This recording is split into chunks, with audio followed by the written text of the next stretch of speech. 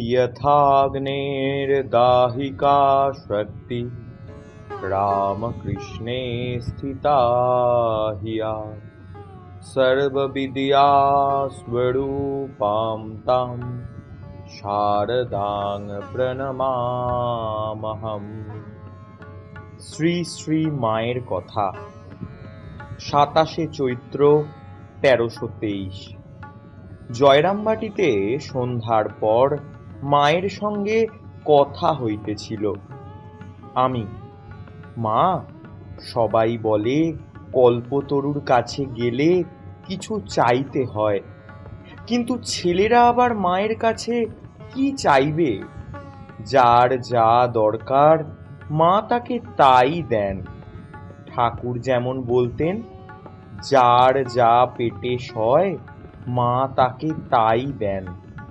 তা কোনটা ঠিক? মা, মানুষের আর কতটুকু বুদ্ধি? কি চাইতে কি চাইবে? শেষে কি শিব গড়তে বানর হয়ে যাবে? তার শরণাগত হয়ে থাকা ভালো। তিনি যখন যেমন দরকার তেমন দিবেন। তবে ভক্তি ও নির্বাসনা কামনা করতে হয়। এ কামনা কামনার মধ্যে নয়। আমি, ঠাকুর বলেছেন, এখানে যারা আসবে তাদের শেষ জন্ম। আবার স্বামীজি বলেছেন, সন্ন্যাস না হলে কারো মুক্তি নেই। গৃহীদের তবে উপায়? মা, হ্যাঁ, ঠাকুর যা বলেছেন তাও ঠিক, আবার স্বামীজি যা বলেছেন তাও ঠিক। গৃহীদের বহির সন্ন্যাসের দরকার নেই, তাদের অন্তর সন্ন্যাস আপনা হতে হবে। তবে বহির সন্ন্যাস আবার কারো কারো দরকার। তোমাদের আর ভয় কি? তার শরণাগত হয়ে থাকবে, আর সর্বদা জানবে যে ঠাকুর তোমাদের পিছনে আছেন। 1321 বঙ্গাব্দের চৈত্র মাস। উদ্বোধন বাটিতে শ্রী শ্রী মাকে দর্শন করিতে গিয়াছিলাম। একবার আমার গর্ভধারিণী মাকে তীর্থ দর্শনে কাশী লইয়া যাইতে ইচ্ছা করায় তিনি অকাল বলিয়া অমত করেন। আমি এই কথা শ্রী শ্রী মাকে নিবেদন করিলাম। তিনি তদুত্তরে বলিলেন, বাবা, অকালে তীর্থ দর্শন করলে পূর্ব ধর্ম নষ্ট হয় বলে, কিন্তু আবার পুণ্য কার্য শীঘ্র শীঘ্র সেরে ফেলা ভালো।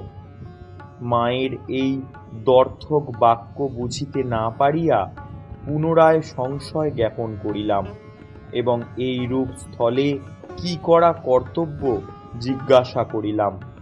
মা, সংসারীদের মতে একটা কথা আছে যে অকালে তীর্থ দর্শন করে না।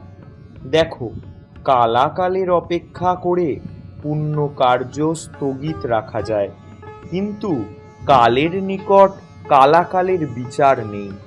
মৃত্যু যখন অবধারিত কাল নেই, তখন সুযোগ উপস্থিত হলেই কালাকালের অপেক্ষা না করে পুণ্য কার্য করে ফেলা ভালো।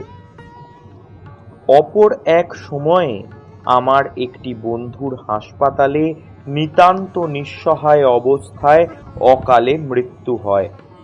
তাহার বিমল স্বভাব ও ঈশ্বরানুরক্তির কথা মায়ের নিকট চিঠিতে জানাইয়া তাহার মুক্তি ভিক্ষা করিয়াছিলাম। শ্রী শ্রী মা তদুত্তরে জানাইয়াছিলেন, আমি আশীর্বাদ করি যে তোমার বন্ধুটির মুক্তি লাভ হউক। ঠাকুর তাহাকে সমস্ত বন্ধন হইতে মুক্ত করুন। ওম শান্তি শান্তি শান্তি। হরি ওম তৎসৎ। শ্রীরামকৃষ্ণার্পণমস্তু।